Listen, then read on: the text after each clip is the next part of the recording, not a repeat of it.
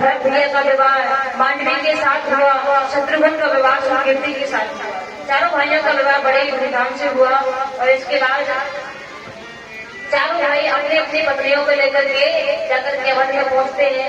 सभी खुशी खुशी रहते हैं। इसके बाद अयोध्या में यह घटना घटी कि भगवान को 14 वर्ष का वनवास हुआ और देखिए यहाँ वनवास जाने का टाइम तो किसी के पास नहीं है। इसलिए राम जी को रामकथा को यहीं पर छोड़ो और सीधे कृष्ण कथा में चलो।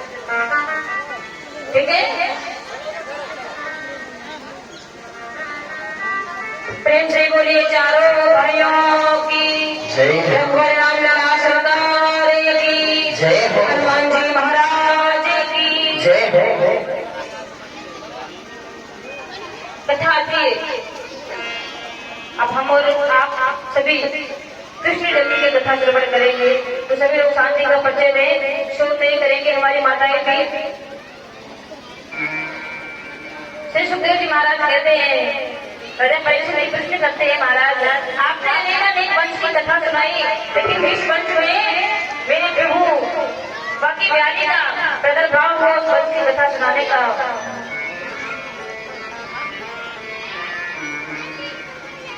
कथितो वंश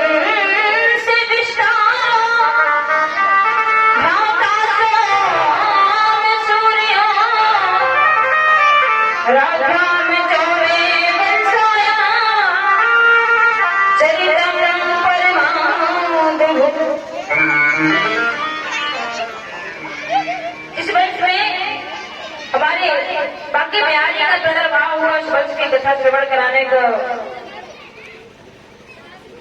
इसलिए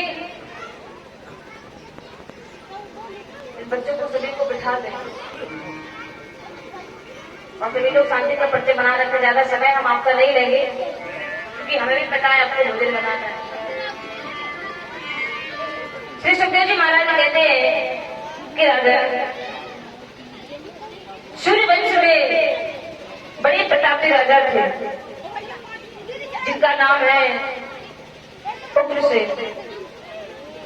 मथुरा के बड़े प्रतापी राजा थे जिनका नाम है उग्रसेन। और एक दिन उग्रसेन की पत्नी पवन रेखा बगीचे में टहल रही थी।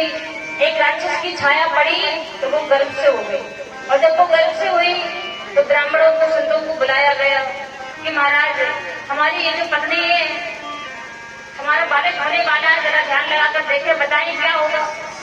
संतों ने ध्यान लगा करके देखा तो संतों ने कहा कि महाराज आपका ये जो पुत्र होगा ये बड़ा ही पापी होगा, बड़ा ही दुष्टी होगा। और जैसे ही इसका जन्म हुआ इसी का नाम कंस हुआ और कंस को लता पताओं में लपेट कर जाकर के अपना जीवन डिवाइड कर दिया, बहा दिया। आगे वसुदेव के पिता सूर्य से डरते स्नान कर रहे थे। हमने स्नान कर रहे थे, बच्चे को बैठे हुए देखा तो उठा करके अपने घर ले आए और कंस वसुदेव धीरे धीरे बड़े हो रहे हैं दोनों। एक दिन नारद जी आए रात्रि में और नारद जी ने कहा कि तुम्हारे पिता मथुरा के राजा उग्रसेन है।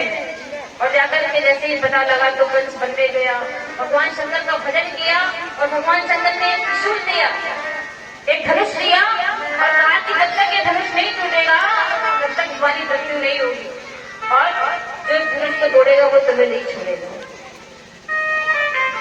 जाकर के धनुष लिया, मथुरा पर चढ़ाई कर दी, अपने पिता को जेल में कारागृह में डाल दिया। गांव में किसी की नहीं सुनता। और एक तेरी बहन है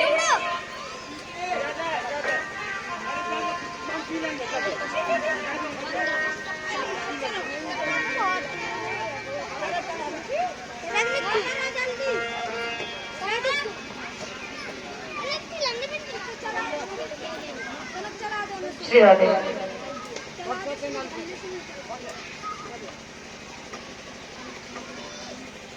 आज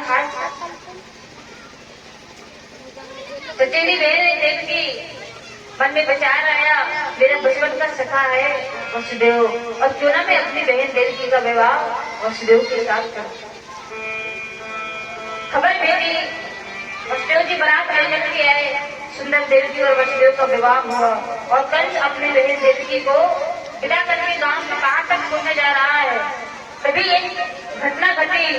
आकाशवाणी ने कहा, कंस, जिस बहन देवकी को तू गांव के बाहर तक विदा करके ले जा रहा है ना, उसी बहन देवकी का 8वां लाल तेरा काल होगा। और आज कंस ने तलवार निकाल ली और अपनी बहन देवकी को मारने लगा और कहता है, बहन अब मैं तुझे जीवित नहीं छोड़ूंगा। आज देवकी कंस के सामने हाथ जोड़ रही है और देवकी कहती है, भैया मेरे हाथों की मेहंदी नहीं छूटी, मेरे कानों का महावर नहीं खुला और आप अपनी बहन देवकी को मारने की बात कर रहे हैं।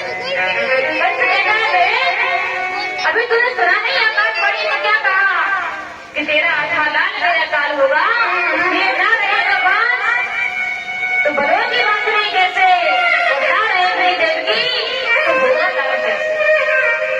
इसलिए मैं तुझे जीवित नहीं छोड़ूंगा। वसुदेव जी ने खूब समझाया पर नहीं माना। अपने देवकी और वासुदेव को कारागृह में डाल दिया, हाथ में हथकड़ियां, पांव में बेड़ियां। और महाराज एक दिन नारद जी आए। धीरे धीरे देवकी ने पहले पुत्र को जन्म दिया। वो पुत्र जाकर कंस के पास बुलवाया। कंस ने कहा, ये